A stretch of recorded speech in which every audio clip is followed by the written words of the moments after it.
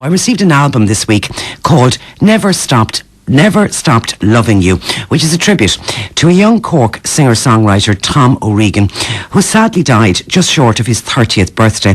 His parents and his sister have collected and mastered a selection of Tom's recordings and released them along with a memory book of Tom's short life. And his dad, Brendan O'Regan, now joins me on the programme. Good afternoon to you, Brendan.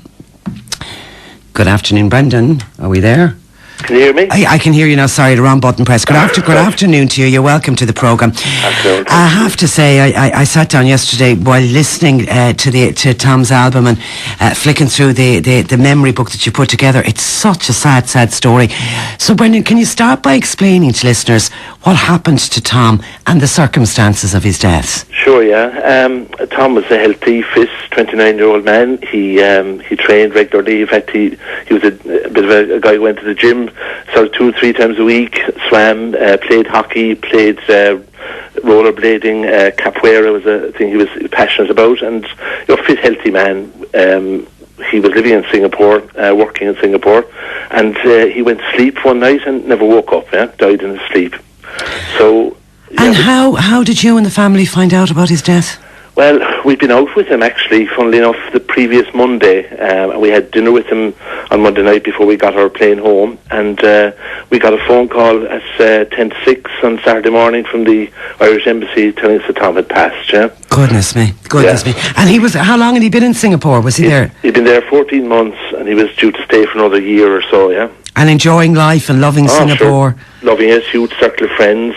He worked in IT, he was IT support for networks in Singapore and India, and it was a day job. At night he'd play a few songs, maybe 2-3 times a week with different bands that he got to know out there as a kind of a guest, and I was lucky enough to hear that in January when I was out there last year. He did 5 or 6 songs, a couple of his own and a couple of covers, and uproarious applause. And because it seems music was his real passion. Was that from a very young age? Absolutely, he demonstrated that at a very, very young age. I mean, I originally, to go back to maybe 6 or 7, he was always interested in what's that song, and him humming along with those songs. He got his first guitar when he was 14, and his first electric guitar at 16, and was really quite proficient, and would have been, I suppose, heavily influenced by, like, his mother played the piano, Dorothy played the piano and violin, and he had music in the family. I suppose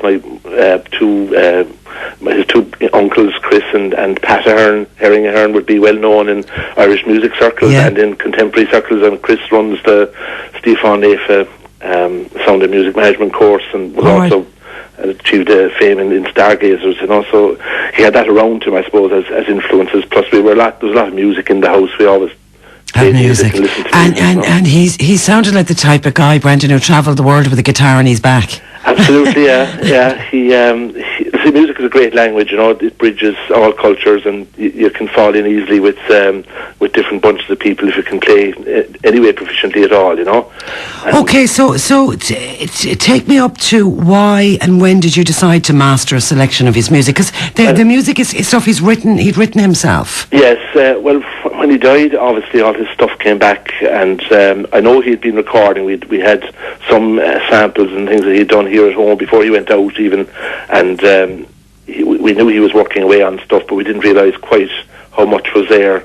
And what was sad when it came back is he had notebooks kept with his lyrics and so on and his plans, and I began to realise there was quite a volume of material there, so I started to pull it together, and we found about 45 tracks in various states of pre-recorded, if you like, or what you'd call them, just little sketches, I suppose, and then fully finished material.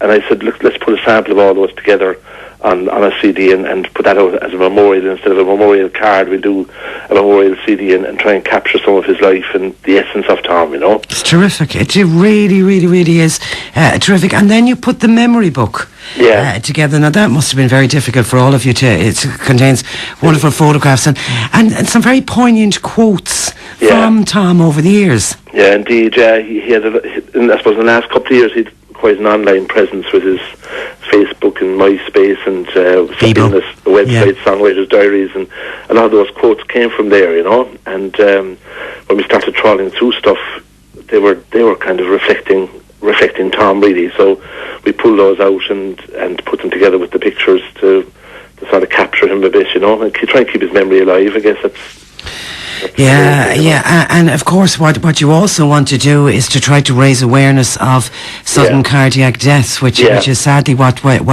took Tom. There really isn't enough awareness about this condition in this country. No, indeed, and like there's some great work happened in the last number of years that I wasn't even aware of. But Lady Mary Messenger has started this group called SCD Young. It's Sudden Cardiac Death in the Young. It's a support group, and we first knocked across that group before Christmas at a service up in Montenotte there, and the tales or the stories were as tragic as our own, and you know, even more poignant. I suppose we were in the club that nobody wants to be a member of, you know. And this sudden cardiac death is quite prominent. It's 100 people under 35 years of age die on the island of Ireland. I mean, that's a huge figure. It's a big number, you know. And again, I would have known of one other case in my lifetime, and even Tom isn't in those stats because he died in Singapore. So, you know, how many others are also there? So it's around 100 a year. It's 1 in 300 actually of the population segment between 15 and 35 that can be taken down by STD. Yeah? And there's no signs or symptoms. I mean, Tom would have been feeling fine that night when he went to bed. Oh, absolutely. And I suppose with retrospect, what was evident is that he had a bit of a flu, a recurring flu that we didn't pay much attention to, but he did complain about fatigue and a flu on the Monday, you know. And we said to him, you need to go to the doctor. That's hanging around there for a while. You need to go to the doctor and get it checked out.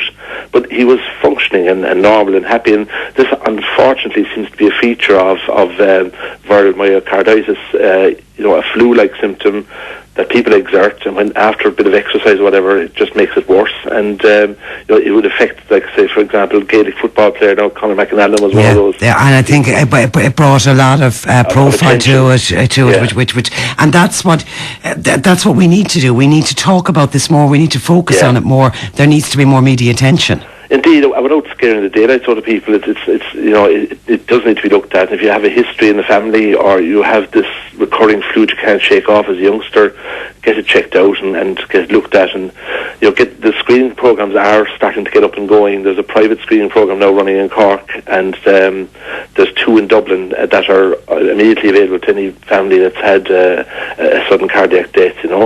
And they are specialist cardiologists that are looking for the specifics of this.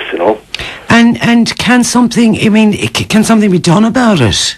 Well, absolutely. In some cases, there are inherited genetic problems that result in cardiac death, and those could be treated medically. Like internal defibrillators could be fitted, for example. So, even surgery can take place with certain sorts of problems, and these are all in the category of SCD, and they're undetected until the time of death, and even after death, they're not necessarily detected, because it's a heartbeat arrhythmia that isn't picked up when somebody has died, So the screening is vital, really, and anybody who's healthy and fit and playing games and active and around and about, to just take care and listen and look and go off and get something done if there's a problem manifesting, Okay, what reaction have you got to the album and to the memory book? Well, I suppose we didn't produce it as a saleable item or a promotion item. It was really just for the family and friends, and also to try and raise awareness. And I suppose I wanted to get the music listened to because there was such a wealth of it there, and a lot of it is so good that he was shy himself, actually. Funnily enough, he performed occasionally, but he didn't push himself too much about it, and his main focus going forward was to write for other performers, So I said, after leaving that behind, I said, look, I'd like to just get some radio airplay for it, and allow it to be heard, Yeah, well, it's terrific. It really is. And this song we've selected to play, I believe, was one of Tom's favourites. It's the track called Tonight. Oh, right, yeah, that was one of his favourites. Yeah, it's and how are you doing, and your wife Dorothy and your daughter Dar? Every day is kind of a new day, and we go through it in I said, there are no good days, and there are some bad days, and we just never get over the loss and the gap he left, Yeah. God help you. Listen, it's terrific. Well done to you. And thanks a million for taking time out to join us on the programme. Okay, thank you. Bye. Brendan O'Regan there speaking about his son Tom, his only son Tom, indeed. And here's the track that we're talking about. This is Tonight, the late Tom O'Regan. I'm sitting at the bar, waiting for your call. you really care at all. I'm thinking of the things you said, and I'm wondering if it's all in my head.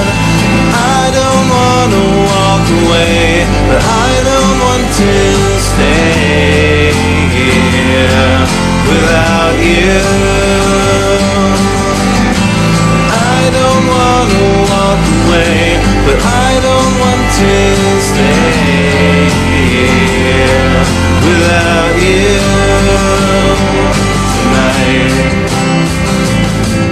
Tonight,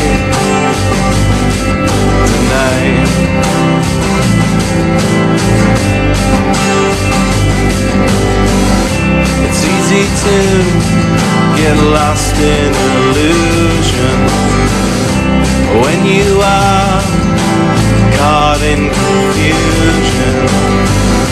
Because of you, I can't find what I want. It's not my heart, it's my head that is in front.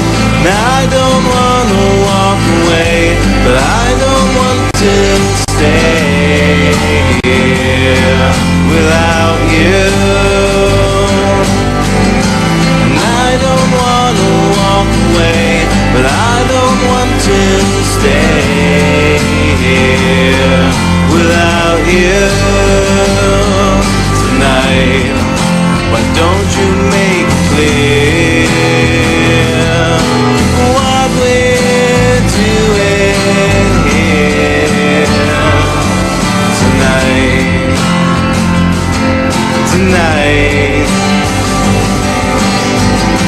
I don't want to walk away, and I don't want to stay here without you. And I don't want to walk away, and I don't want to stay here without you. I don't want to walk away, but I don't want to stay here without you.